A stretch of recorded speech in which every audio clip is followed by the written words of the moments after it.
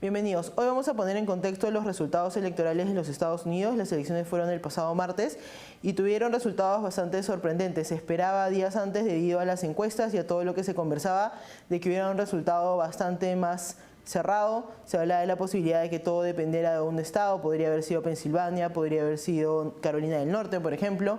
Y mientras pasaban las horas y veías la gente votar y se comenzaban a seguir los resultados de varios estados, quedaba bastante más claro que no iba a ser una elección tan cerrada, y al final la elección ha sido bastante amplia. La victoria de Donald Trump ha sido contundente, ha ganado todos los llamados swing states, los estados clave que de vez en cuando votan demócrata, a veces votan republicano. Todos estos estados han votado esta vez por el candidato republicano, ha ganado con autoridad, ha ganado la presidencia, ha ganado el voto popular, que fue algo que no logró en el 2016 y que por eso se cuestionaba bastante la legitimidad de su gobierno. Ha ganado el Partido Republicano el Senado, estamos hablando hasta el momento de 53 senadores confirmados. Todavía hay una candidata del Partido Republicano que tiene opciones de ganar, lo cual podría hacer que aumente a 54, que sería una diferencia bastante fuerte, es una mayoría muy buena para el Partido Republicano. Estamos hablando también de una mayoría en la Cámara de Representantes, es decir, el Partido Republicano ha arrasado en estas elecciones. Y mientras salen los resultados y se terminan de confirmar estas tendencias, también hay algo que tener en claro, cuáles van a ser las consecuencias y cuál va a ser el análisis que se hace de este proceso electoral. ¿Fue tan buena la campaña de Donald Trump? ¿Fue tan mala la campaña de Kamala Harris y el Partido Demócrata? Y por otro lado, esta es una elección que le incumbe a todo el mundo. ¿Cuál va a ser el impacto internacional que va a tener la elección de Donald Trump? Ya hemos visto en los últimos días que han habido pronunciamientos del presidente de Rusia, ha habido pronunciamientos de grupos terroristas en Medio Oriente. Entonces, esta es una elección que va a tener bastantes consecuencias en América Latina y en el mundo, y vale la pena darle una analizada a esta situación. Y para hablar sobre estos temas nos acompaña el analista político Juan Claudio Lechín. Bienvenido, Juan Claudio. Muchas gracias. Y también nos acompaña Hugo Achá, investigador del Centro para una Sociedad Libre y Segura. Bienvenido, Hugo. Muy buenos días, un placer y un privilegio, como siempre. Me gustaría comenzar contigo, Hugo, porque hablamos en la previa de los resultados y parecía que podía ser una elección un poco más cerrada de lo que ha terminado siendo una victoria contundente de Donald Trump. ¿Por qué crees que ha ocurrido esto? Bueno, te va a sonar un poco a una... Vamos a citar a García Márquez, una crónica de una muerte anunciada, ¿no es cierto? Creo que lo tienes registrado en los archivos, lo conversamos.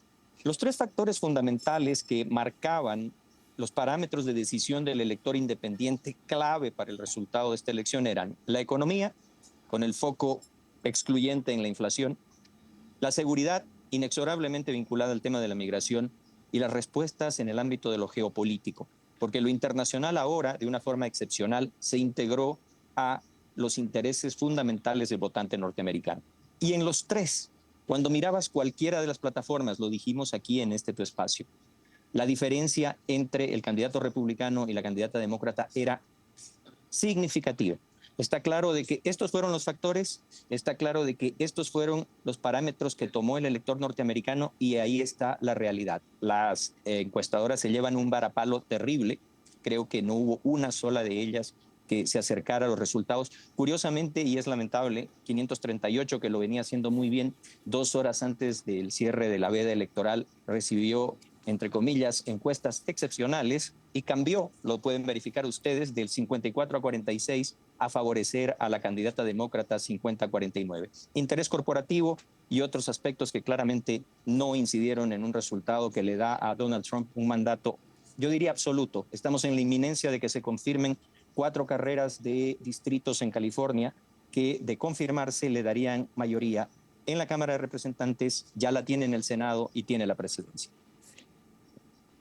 Yo te diría que sí hubo, digamos, una encuesta que de repente se estuvo más cerca, que no es una encuesta realmente, pero fue en las casas de apuestas.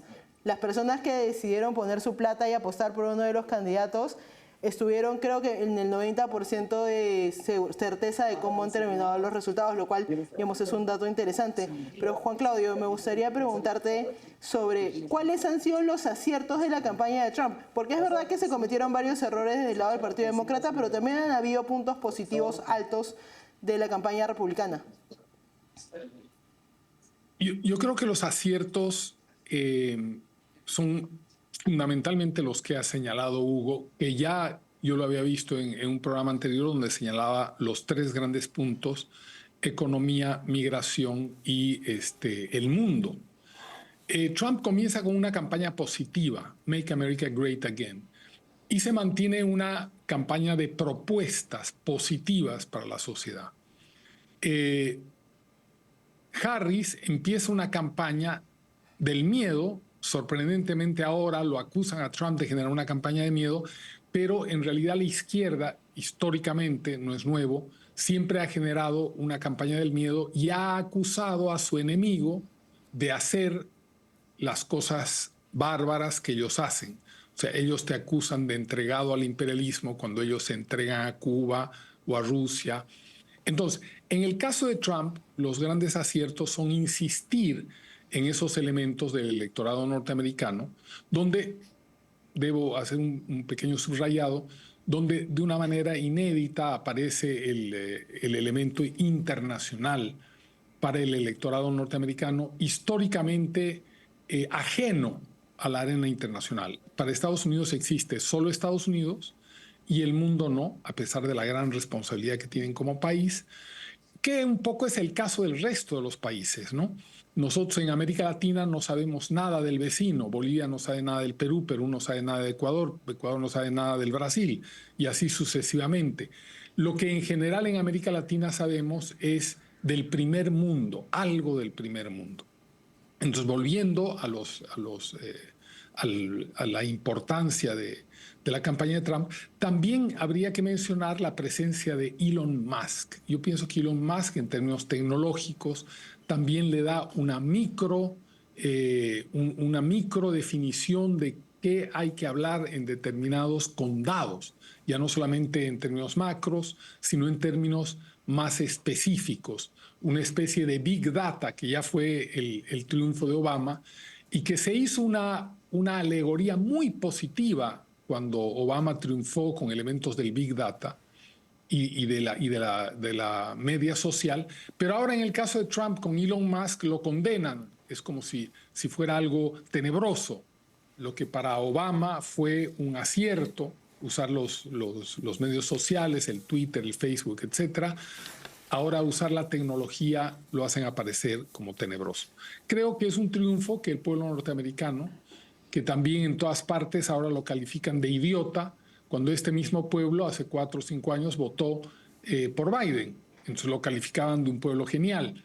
Entonces, este tipo de parametrarse en la ideología para emitir un juicio político se ha vuelto una cosa muy peligrosa y muy tendenciosa en la prensa del mundo. Hugo, me gustaría ir al otro lado, a la campaña del Partido Demócrata. ¿Qué salió mal con la campaña de Kamala Harris? Porque si uno ve, no logró mejorar el resultado electoral en ni un solo condado en los Estados Unidos con respecto a la campaña de Joe Biden en el 2020. Bueno, para ser equilibrados y en esto preservar un espacio que ustedes tienen, que se va apartando cada vez más, y yo creo que esto es saludable, del denominado legacy media, ¿no es cierto? Plataformas como las de ustedes se han convertido hoy día en el principal factor de información.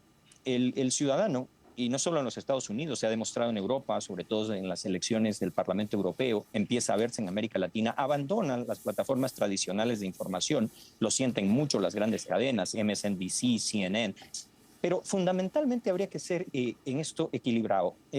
A la candidata Harris le entregan un paquete pesado, le entregan una gestión altamente impopular, los tres factores de los que estamos hablando definitivamente con un nivel de percepción totalmente negativa.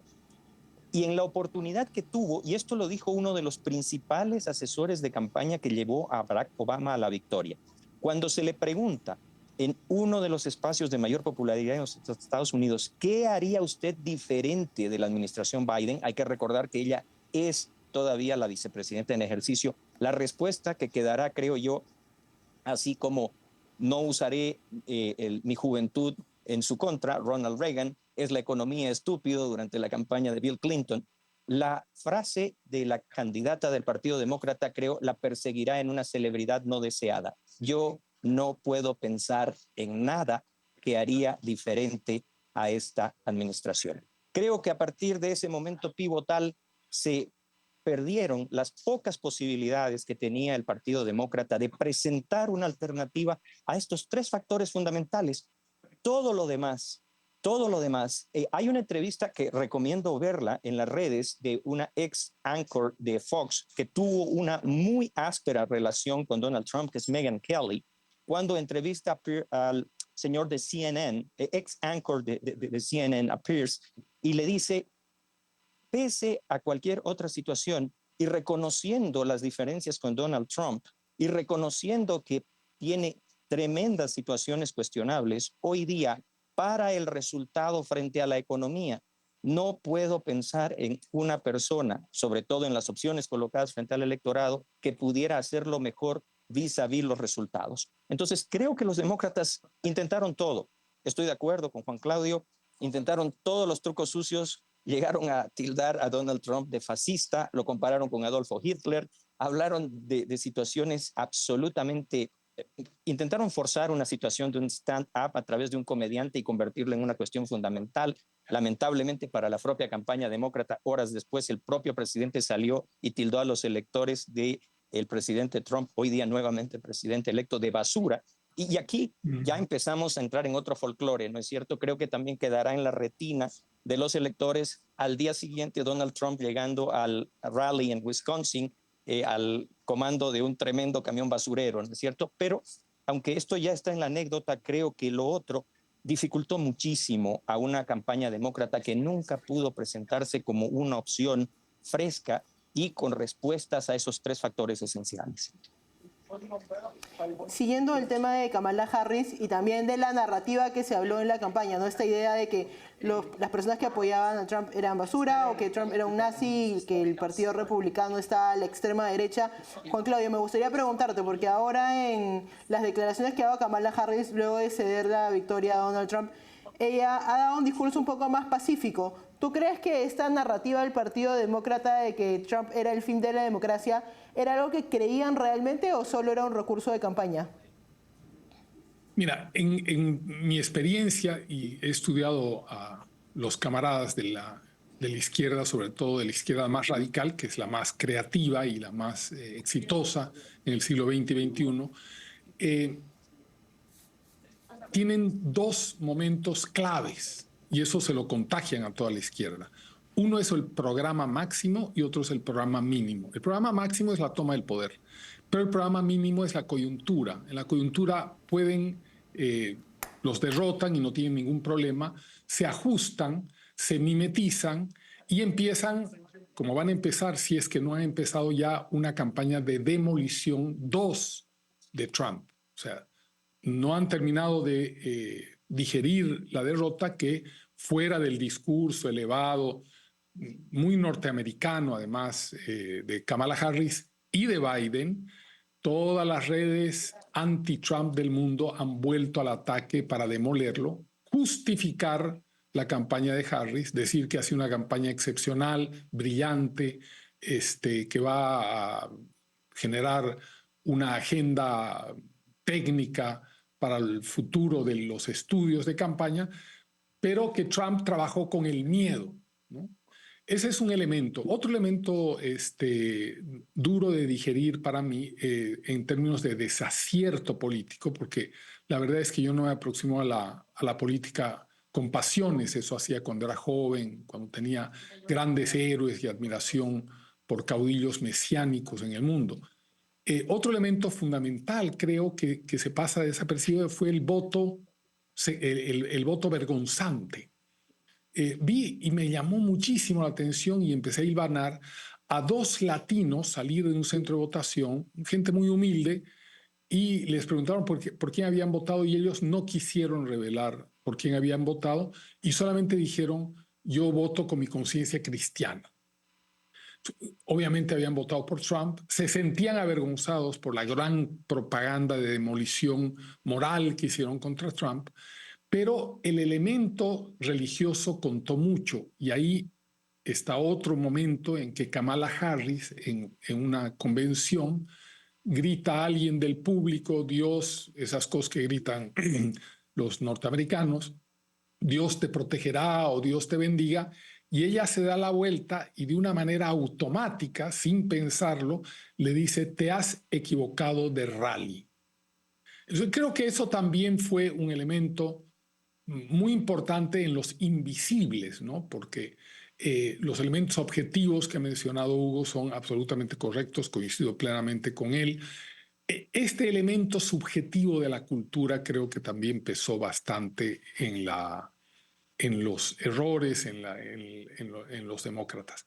Pero ahora he visto reeditada una nueva, debemos esperar pronto, una nueva campaña de demolición de Trump durante el gobierno, para poder recuperar los demócratas el futuro sin revisar sus estructuras actuales, porque lo lógico es que los demócratas barran con la cultura Obama y todo lo demás y reinstalen a los viejos demócratas que sabían hacer las cosas por los Estados Unidos sin crear estrés ni divisiones. Yo creo que van a intentar demolerlo a Trump para seguir con el woke. Sí, creo que, digamos, ciertamente es el tema de la narrativa, es un tema bastante complejo que ha tenido un efecto bastante real en la campaña, y creo que también vale la pena, justo de la mano del tema de la narrativa, hablar sobre esta gran coalición que ha logrado formar el Partido Republicano, porque ha logrado un voto latino histórico, ha logrado el voto afroamericano también bastante alto, creo que también récord para un candidato republicano. También estamos hablando incluso que los Amish en Pensilvania han salido a votar por él, entonces creo que vale la pena analizar cómo es que Donald Trump ha logrado eso, pero primero vamos a una pausa y volvemos.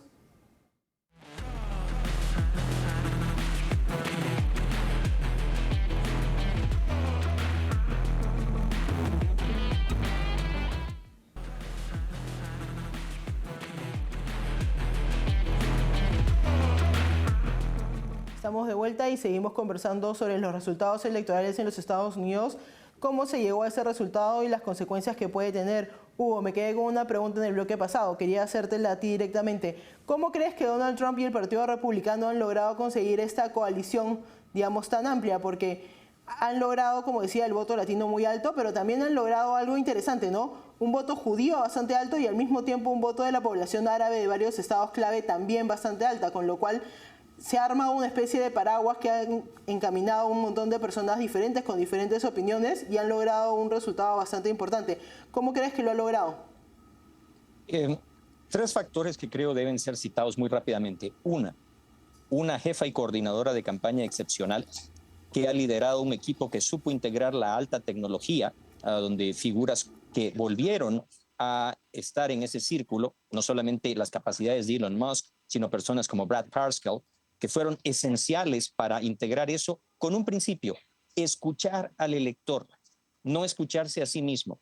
Si aquel viejo adagio de que el que habla y no escucha no aprende nada, creo que hoy día se aplicó a uno de los dos partidos. El Partido Republicano escuchó al electorado, lo escuchó en los parámetros generales, lo escuchó en demandas específicas, construyó un discurso coherente y lo supo adaptar dependiendo inclusive de segmentos poblacionales, reitero, específicos.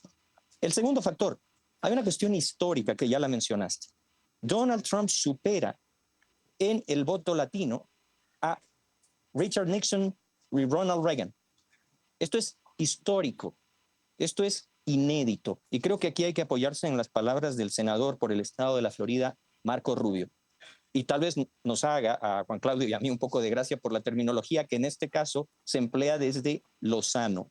El Partido Republicano se ha convertido en un partido multicultural, plurinacional, que opera transversalmente y que escucha a las necesidades de la gente, no les impone una agenda. Creo que en ese sentido tienes la clave de lo que vino sucediendo. Y finalmente, hubo, si quieres llamarlo la habilidad, puedes llamarlo la sensibilidad, de no apartarse de los valores esenciales de una sociedad norteamericana hastiada del wokismo y la cultura de la cancelación. Y lo hicieron, coincido también plenamente con Juan Claudio, a partir de una situación innegable. Este es un país a donde el 67% es blanco, protestante y anglosajón, y en la primera minoría, que somos los hispanos, la abrumadora mayoría somos también cristianos, mayoritariamente católicos. Pero ¿qué marca eso? Valores conservadores. una visión centrada en la familia, una visión que rechaza, por ejemplo, una de las plataformas en las cuales la candidata demócrata superaba ampliamente al candidato republicano, que era el tema del aborto. Pero en el resto, y esto no desmerece el tema de las minorías a las que apoya el Partido Demócrata, pero no eran relevantes frente al gran electorado. Y aquí insisto en algo que también lo dijimos en tu espacio. La visión externa da la impresión de que este es un país dividido entre demócratas y republicanos, y en realidad ambos partidos son minorías frente a una gran masa independiente. Y a esa gran masa independiente le supo claramente llegar, comunicar y entender de una mejor manera la campaña de Donald Trump, que logra resultados históricos por condado. Si tú miras el mapa por condado, es un mapa totalmente rojo. Newsom ha llamado el gobernador de California a un gabinete para blindar a California de Trump. Tiene hoy día una California roja. Si ustedes miran el mapa de California, hay más condados hoy día en manos republicanas de los que hubo en el 2020. Y te da una idea de esto. La arrogancia nunca es buena consejera y siempre es mejor escuchar que hablar.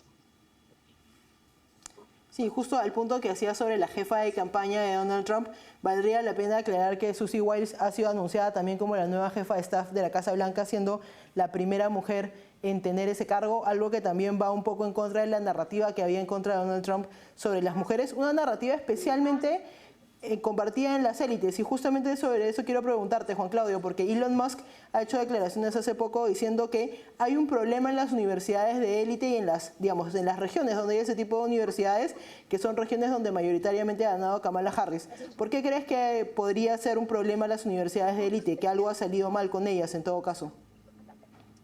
Para mí personalmente es un alivio que Elon Musk haya declarado esto. Hace muchos años en Bolivia, una politóloga de Harvard decía tonteras marxistas elementales que yo había aprendido cuando tenía 12, 13 años en Martha Harnecker, que era una popularizadora del marxismo en aquellos años. Yo escuchaba a una mujer venir de las universidades más prestigiosas de Estados Unidos diciendo las mismas tonteras. Después he visto en el Perú académicos que venían de Harvard, como Levitsky, también enganchándose en una retórica teórica muy vetusta y además sin una mirada.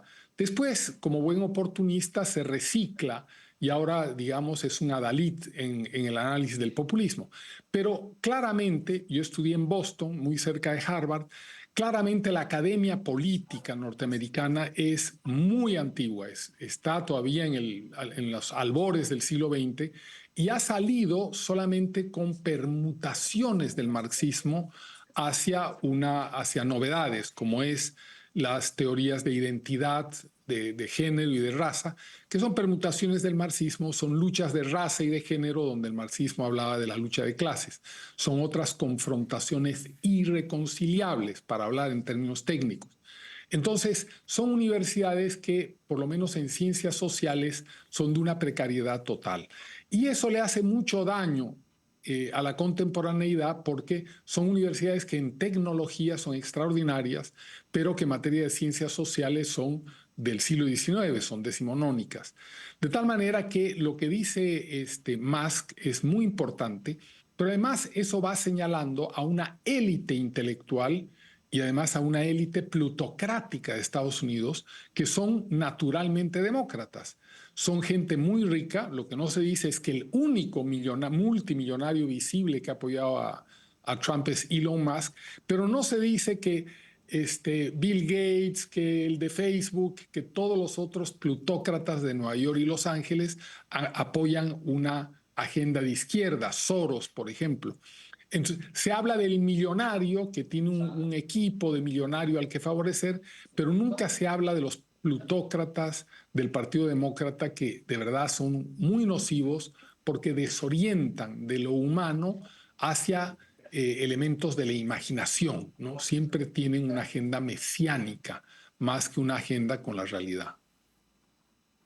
Este elitismo del que nos habla Juan Claudio, que está en el Partido Demócrata, ha sido algo que se ha comentado bastante en los medios de comunicación y también en parte del Legacy Media luego de la victoria de Donald Trump. No se hablaba bastante de que se había abandonado a la clase obrera Este es un punto que también habló Bernie Sanders cuando se pronunció sobre el tema, ¿no? Que el Partido Demócrata había abandonado a la clase obrera. Sobre eso, Hugo, me gustaría preguntarte, ¿estamos frente a una crisis ya completa del Partido Demócrata?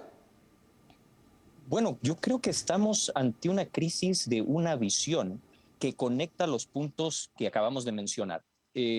Voy a, por una cuestión ética, a salvaguardar identidades y nombres, pero yo puedo dar fe de un caso específico de un donante importante de una de las organizaciones a las cuales yo me debo, que cuando observaba el contenido académico de un familiar joven asistiendo a una de estas universidades del Ivy League, en el caso específico de la economía, en la bibliografía recomendada estaba Marighella, el Che Guevara, Marx y Mao.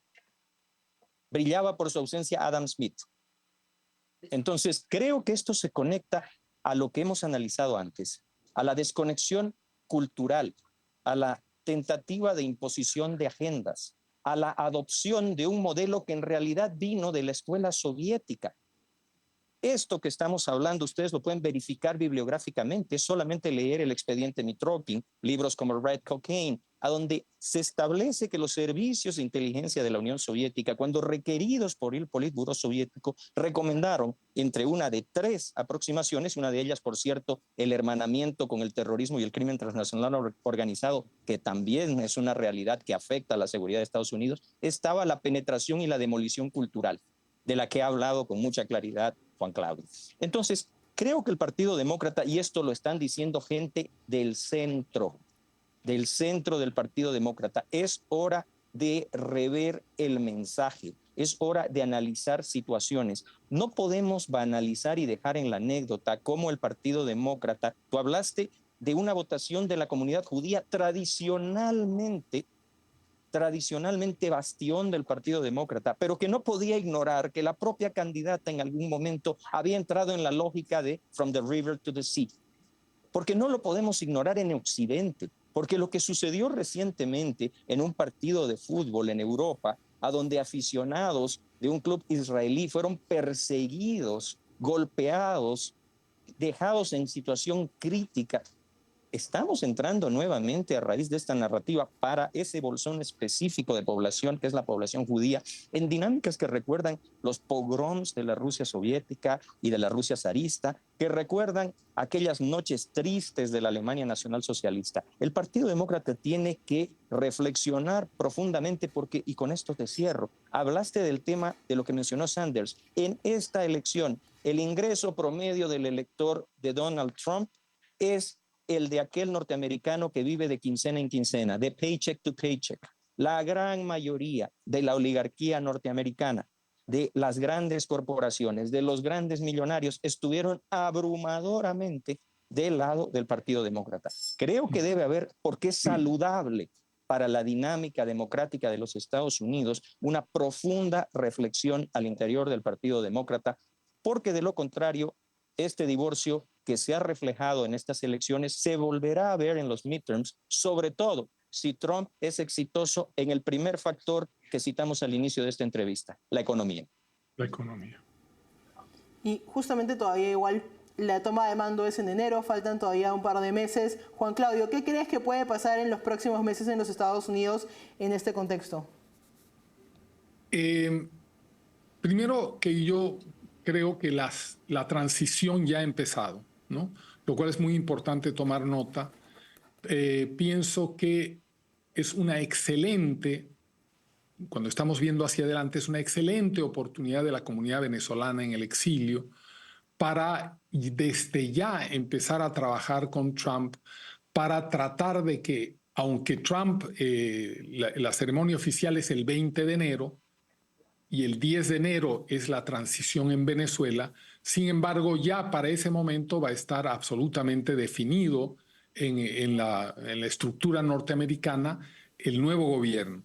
Creo que es un momento excepcional para los venezolanos para trabajar en función de que la transición de González, del presidente González electo en Venezuela, sea posible y que sea una realidad. Eso me parece una tarea fundamental de Venezuela y de toda América Latina, pero además creo que le conviene a Trump mucho comenzar con una cosa fuerte en favor de la democracia, en favor de la civilidad, en favor de lo que el mundo reconoce como bueno, como es la participación popular.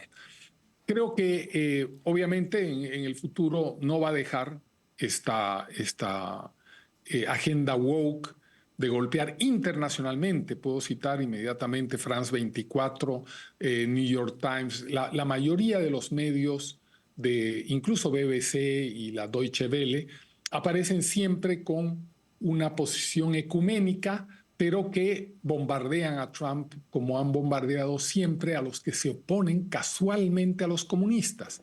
Han bombardeado a Milei, han bombardeado a Bolsonaro y los han calificado de ultraderecha. Hasta hoy nadie sabe por qué viene la calificación, pero lo que es común en todos ellos es que se ponen con firmeza en contra del bloque antioccidental. Yo creo que otro elemento importante, y eso lo ha señalado Hugo con absoluta claridad, pero creo que hay que remarcar, es que los demócratas deben borrar ya de su memoria el periodo Obama, que ha sido tan nocivo en el fondo para la unidad de los Estados Unidos y para la paz. Obama ha empezado a sembrar la división irreconciliable de la sociedad norteamericana, y los demócratas han sufrido esta consecuencia con un alfil de Obama como ha sido Harris. Yo creo que es momento de que los demócratas vuelvan a plantearse su vieja política. Sanders, por supuesto, es un trasnochado absoluto.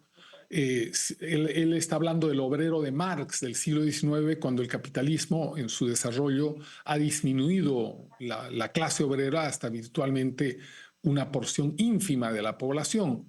Hoy los jóvenes trabajadores son de cuello blanco y de computadora. Creo que es un momento de los próximos meses el Partido Demócrata debe remecerse si quiere tener futuro. Creo que también esto nos abre la discusión para poder hablar sobre los impactos en el mundo que va a tener, y con eso regresamos. Vamos a una pausa y volvemos.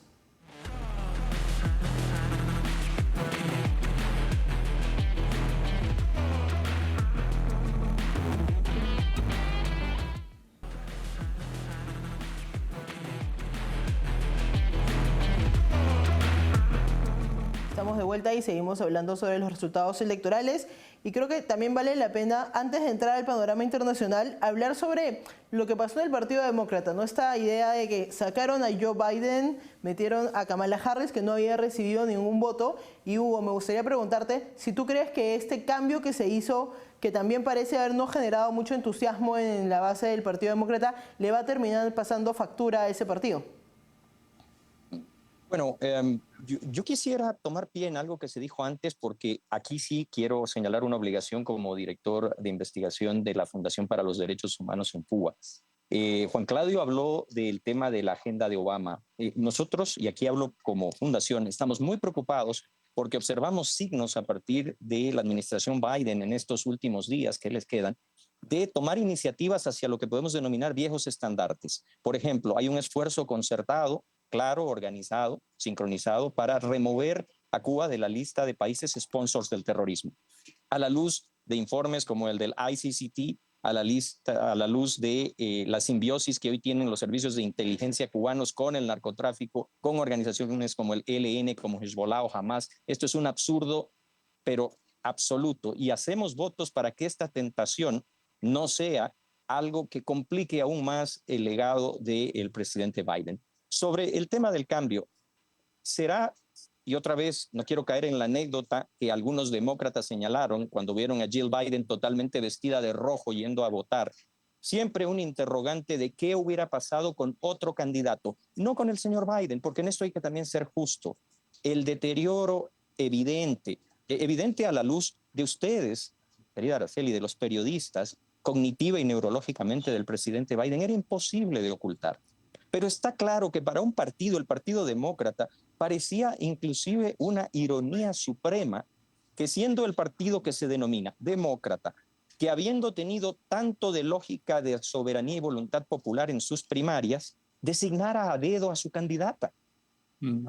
Yo creo que esto fue sintomático. Ver a Tulsi Gabbard apoyar a Trump no fue un síntoma de, como quiso ponerlo en Legacy Media, de traición ideológica.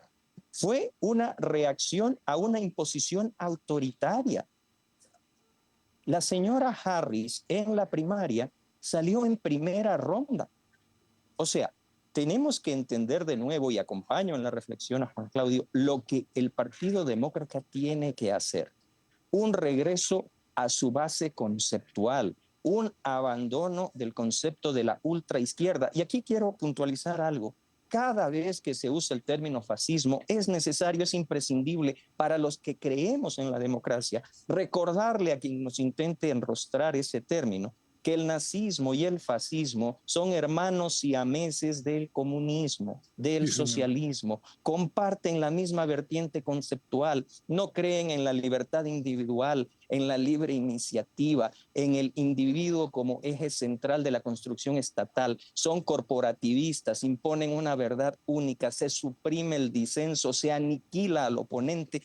Por Dios santo, es hora también a partir de este resultado de seguir los ejemplos que han permitido a Javier Milei, se mencionó a Jair Mesías Bolsonaro, que merece un análisis distinto del cual se lo está sometiendo hoy día en el Brasil y hoy día de Donald Trump, para entrar en un diálogo lógico desde la perspectiva, y lo digo orgullosamente hoy, como independiente frente a la situación de los partidos en Estados Unidos, es necesario y será sano que el Partido Demócrata vuelva a integrarse a este debate a partir de esos parámetros.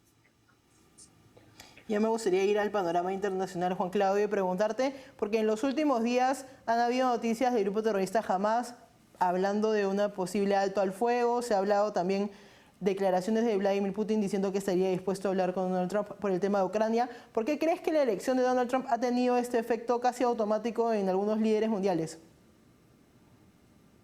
Los republicanos en líneas generales han tenido una mayor actuación anticomunista en el mundo, en general.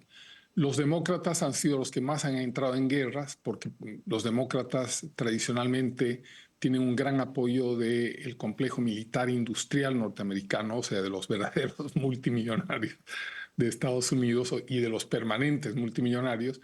Pero los republicanos, como son un poco más pueblerinos, más provincianos, son menos sofisticados, no han podido venderse tan bien a la cultura global, sobre todo europea.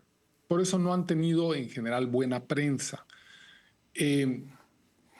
Pero son los que han actuado de una manera más clara contra los brotes antioccidentales o contra las realidades y los estados antioccidentales.